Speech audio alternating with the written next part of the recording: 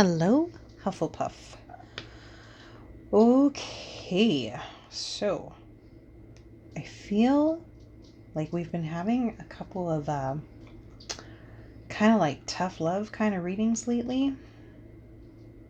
So I have no idea what we're going to get today, but I'm feeling kind of good about it.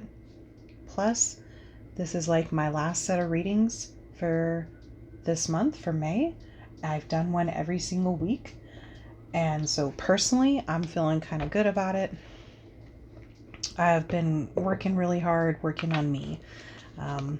Hope you guys are doing the same, at least being good to yourselves. That's the most important thing. So, all right, let's just go ahead and crack on with it, okay?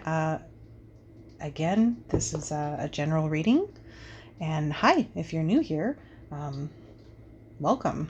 And if you're returning, thank you. And yeah, that's pretty much it.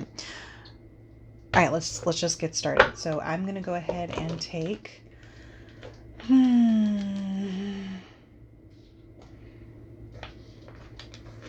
this side. All right, let's see what is in store for you for this reading. So yeah, last week I think it was something like finish it, like you've gained a new perspective. But again, there's no dates on these readings. Wow, that's a shit ton of cards. That might actually be all of it. Normally I wouldn't take that much, but if this gets us right to 8 cards, then I might just take it. So let's see.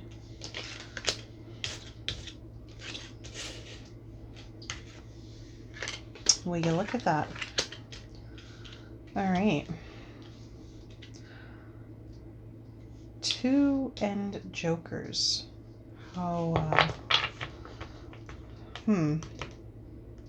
Now, for this particular joker card, I actually have both of them in the set, and the same thing with this joker card. And these are for these 2 decks. And I have both of them in here because this one's a black and white version. It's of the Quidditch pitch, but the other one is a colorized version. And I just kind of feel like they have kind of 2 separate little meanings there. And then, okay, sorry about that. I've got my tortoise running around, and I don't know what the heck he thought he was getting into. It sounded like he found a piece of plastic that he was playing with. I don't know. He's excited today. He's really, really active. So he's just crawling around the whole office. Anyways, okay. I have no idea what the hell I was just saying, so I'm just gonna continue on. So what we have is, I didn't pull a, okay, well, I'll pull one in a minute. Anyway, so we have the chocolate frog. Okay. We have Narlac. Yeah. And he is the, he's not the king. Yeah, because the king is actually with the K. So this one's actually the Jack. So the knight, right? So that knight energy. Anyway, so he is, that owner of the speakeasy that they go to. Then we have Hogsmeade in the winter, and just look how pretty that is. Isn't that just so beautiful? God, it's so beautiful. And then we have the Joker, and it's the troll. Troll in the dungeon. Cornish Pixie, Cedric Diggory, and then the Hogwarts ticket. Alright, I'll let you guys look at that for a minute while I pull a clarifier card from the Harry Potter Tarot. Give me just a moment. Let's see what comes out. Okay, there it is. 7, illusion. And this is 7 of Cups. Ooh, overall energy. Illusion. Okay. So let's go ahead and give that a second to just kind of marinate. All right, give me a moment.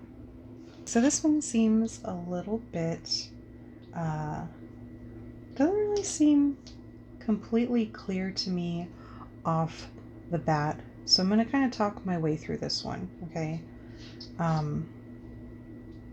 With these two together, I'm seeing a lot of that secrecy, right? Like the chocolate frog, you know, you don't know what card is going to be inside, so that's a surprise, right? And like Harry, when he first encounters it, he has no idea that it's not a real frog. And then with Narlac, he is, you know, like he's like that gangster vibe kind of energy,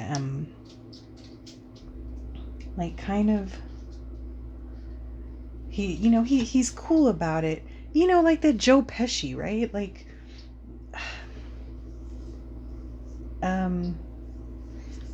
just trying to see where I'm thinking about, where I'm going with it. Um, you know, he welcomes people in, come, you know, hideout. Because, you know, it's a speakeasy during the 20s and, you know, prohibition is going on. So, you know, he's got that seclusion and that hidden aspect, right?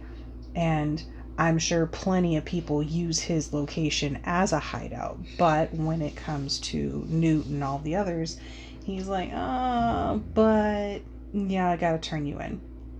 And then, so we've got that. And then with the illusion, the Seven of Cups coming out. And then you got Hogsmeade in the winter. And I don't know if you guys can see that or not, but like there's like this trail here.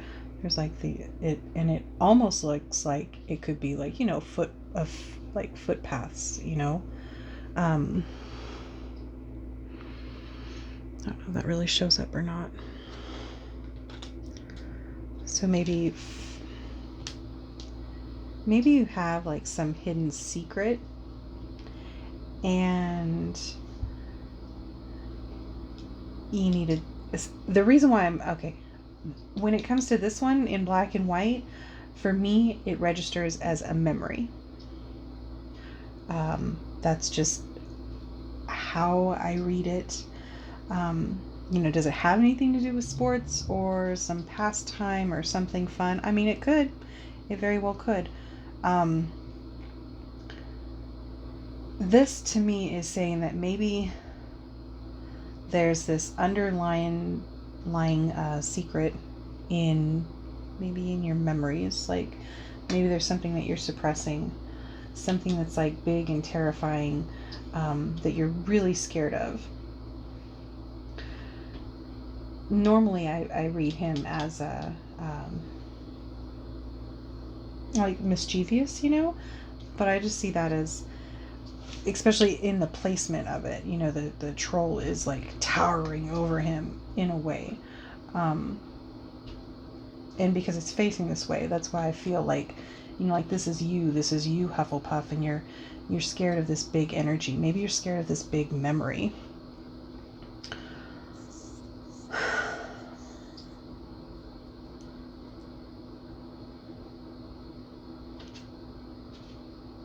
You know, Cedric there, you know, when he's that first death in the stories, the first one that, you know, has any substance to it, where we actually get to know the person a little bit.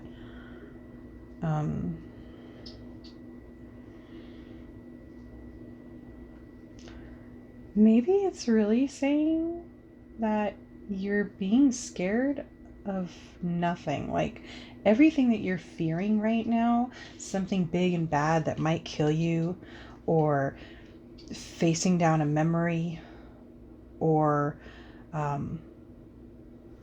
like sharing your secret, or finding out your secret, not finding out your secret, but maybe sharing it.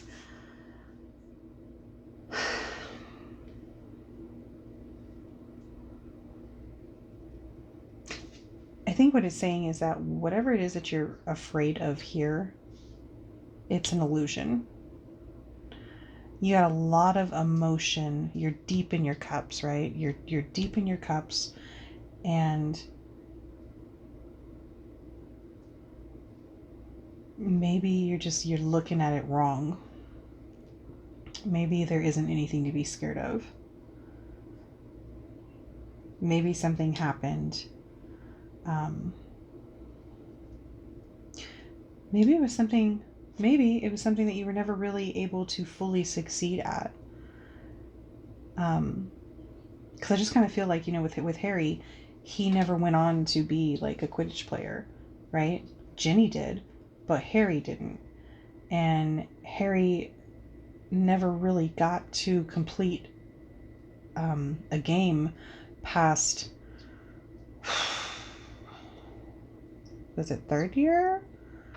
I don't know, what year was it? Fourth year? Fourth year, I don't think there was the games, right? Because that was when they were doing the Goblet of Fire. Anyways, so he never really got to go far with that, but maybe it's like a nostalgic feeling. And here, with it being very beautiful, and Honeydukes, and you go through Hogsmeade, it's at Christmas time, and I don't know, I used to like Christmas shopping, but I hate being around crowds like that now, so it doesn't appeal to me anymore. So I'm getting like this nostalgia. I'm still feeling like for somebody there's this memory, or there's something that maybe you just found out maybe you just found out somebody's secret, and maybe or maybe you think somebody's hiding a secret, and you're scared of what it really is, but it's like, I just get this sense, Hufflepuff, that you're fooling yourself. And when it comes to that train ticket, here on the ticket, I doubt it's going to show, but it says for one-way travel. Okay, so right above London to Hogwarts, it says for one-way travel. And that thought of one way just makes me think of, like, I don't know why it makes me think of truth. I don't know. Hufflepuff, this is really, really kind of weird, but like I said, I feel like maybe there's a secret that maybe you did something when you were a kid, right? Or maybe something happened to you when you were a kid and you're afraid to say something. And why you're afraid, it's maybe not so bad. Maybe it's saying that you don't need to be scared, and that maybe you should just say something. Or, bare minimum, at least revisit it. Maybe explore your memories. Maybe this is just saying this is where you're at right now, that you're battling this big, huge monster that is painful, and it's like some kind of memory, and you're drinking yourself. You bought a one-way ticket to somewhere. Maybe you're on a path, Hufflepuff, that you can't come back from.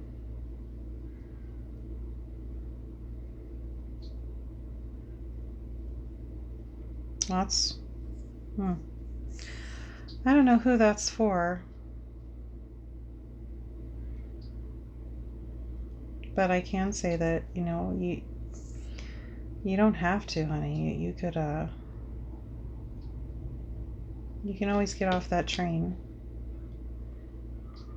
Or when you get to that train station, you can turn back around. Obviously, you have to buy another ticket, but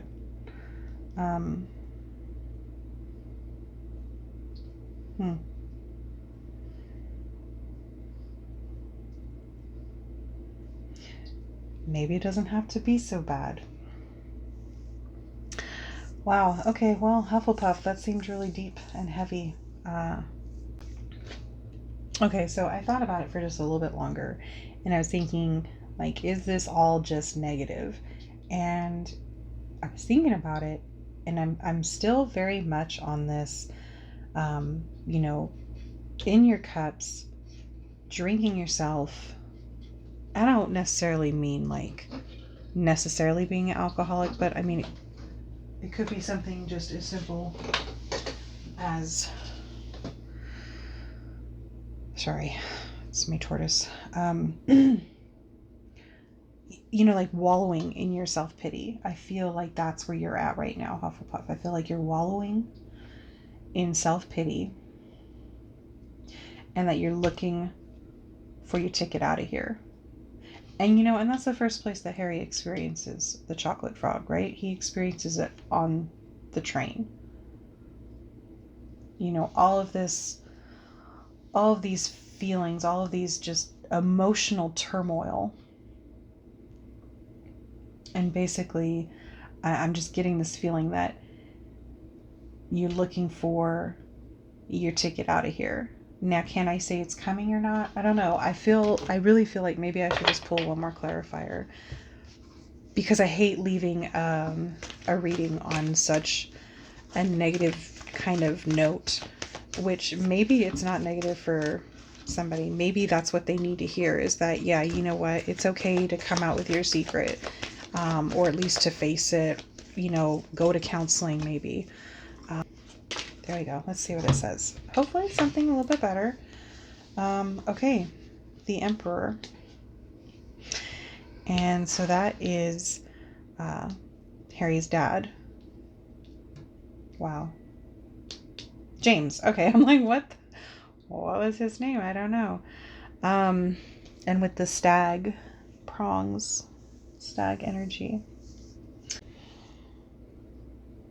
you have the, structure and, like a good solid foundation, right?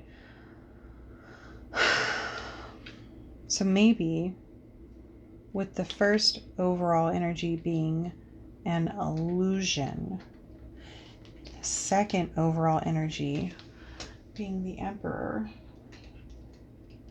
with the whole, the father figure. I mean, God, James was a bully. I mean, he definitely wasn't, he's not one of my favorite characters. I mean, what were his redeeming qualities? I'm not sure. So I don't know, maybe this is something to do with, maybe it's something to do with your dad. Maybe it's something to do with just father-daddy type issues. I still feel like this is going in a more dark, triggering direction. Okay, Hufflepuff. I almost just wiped the board clean and said, I want to start over, because I just feel like this might be triggering for somebody.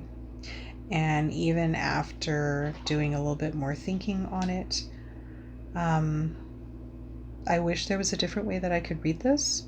I don't know who it is that I'm talking to, but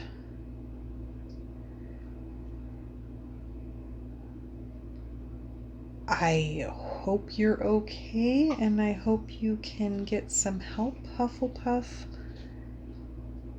And I really just feel that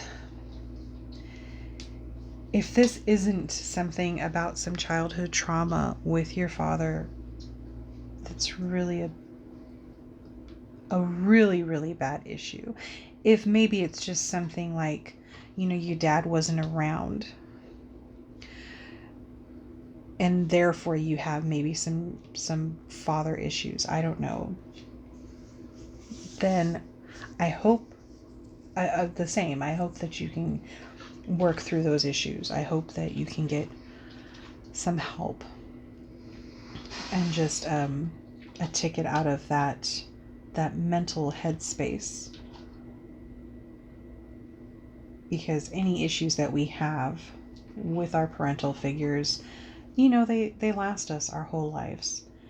And I mean, the illusion card, I just don't feel anything more than it's like, I just feel like it's really, really swallowing you up. And I think you need to address it. I think like that's like your next thing that you got to work on. So I really hope that that helps somebody. And I really hope that whoever that applies to, I truly send you love, and I hope that you can work through this. All right. Well, that was a lot heavier than I was expecting. Wow. Hufflepuff, I do love you, and I will see you next week. Bye.